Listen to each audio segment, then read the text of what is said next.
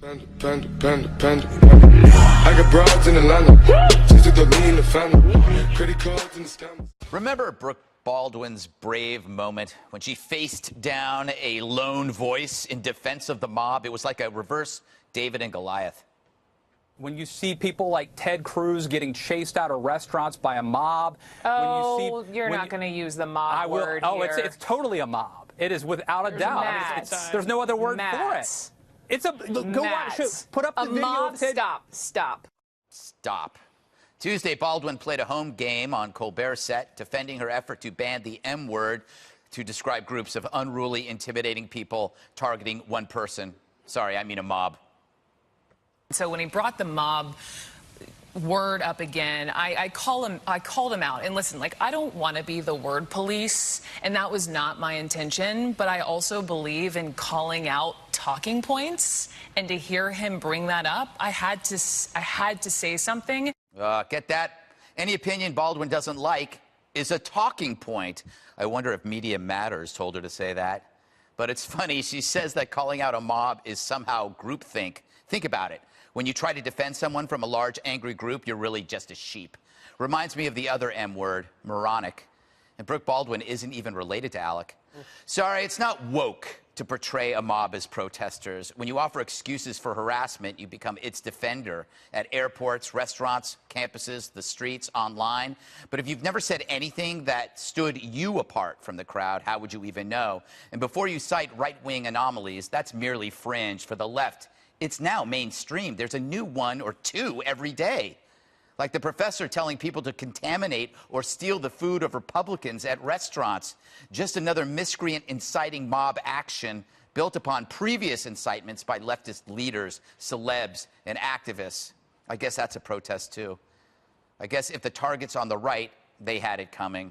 And anything else is a talking point. You know, Jesse, everybody has talking points. Yeah. But it seems to me CNN had a talking point, like on every show. If you said mob, they were told you can't say that. So it sounds to me like she was projecting. Yeah, the word mob is not a talking point. If I were to go on her show and I were to say Trump is running on jobs and the Democrats are running on mobs, that would be a talking point. And it would be a good talking point, and she could call me out, and I'd actually then prove her wrong with my facts.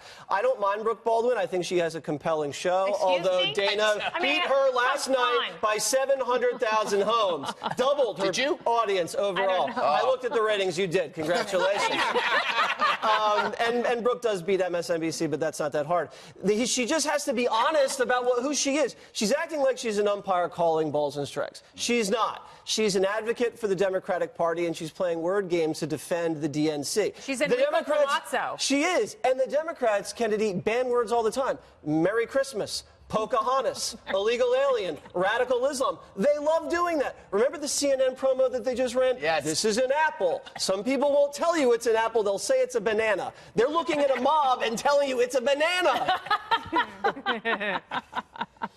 If only mobs had that much potassium. It's really sad. My brother, who was in law enforcement for a long time, keeps sending me videos of the protesters in Portland and how they're torturing and terrorizing people there. It's not okay. It means that you have given up on ideas. It means that there is an intellectual reversion in this country. We're reverting back to essentially people without rational brains and cerebral cortices. We are turning into people who use emojis instead of words, which are essentially hieroglyphics. And it's funny because although that was it's funny because people think that this is a winning strategy and winning optics. But if you look at what's happening with the caravan and the visual you get from that, and if you look at what's happening with the mob, you got to be kind of careful because there are people who are secretly voting going, well, that stuff scares the living banana out of me. Dana? I don't let people do talking points on my show. That's true. I don't invite people on to do talking points. Just kidding. Here's the thing. Matt Lewis is who she was talking to. He is not actually working for any candidate or a party, so he doesn't have to do anybody's talking points. He's an independent thinker. Yes, he has a great podcast. He's a good writer. He's conservative. So I just think that it's one thing that if you had somebody who was on who was like a spokesperson for a group, then they usually give you talking points. Somebody like Matt Lewis is one of their analysts. I see, Juan, the difference is that A mob is, about intimidation. Protesters are about dialogue. That's the difference. And a lot of those people aren't interested in hearing anybody else. Well, I think you have two things here. One is that you said there's a difference between the fringe and the mainstream. I think that, in fact, when I think of Charlottesville, I think of a mob. That's a violent mob. When I think of people like those in Portland that you were talking about, I think of these sometimes are people who are homeless, who are involved with drugs, and they pick up on this because they see it as an opportunity to act out, in my opinion. But I don't see it as part of the mob. But I must say, I think the right has plugged into that word as a vehicle for saying to their voters, hey, we're facing bad guys, a mob out there. And I think that's what Brooke Baldwin was doing. She was saying, hey, don't just use that word helter-skelter because it fits the Republican talking points for the midterm elections. If you see a mob, call it a mob. But what he was talking about, there were people who were harassing somebody in a restaurant. But unfortunately, you have Democrats who are calling for mobs. What do you mean? That's a problem with the political discourse right now. You've got people like Cory Booker and Maxine Waters and the professor at Ole Miss, which is a great school. It is. I miss Ole Miss. From Ole Miss. We've got to go because we have Fast as 7.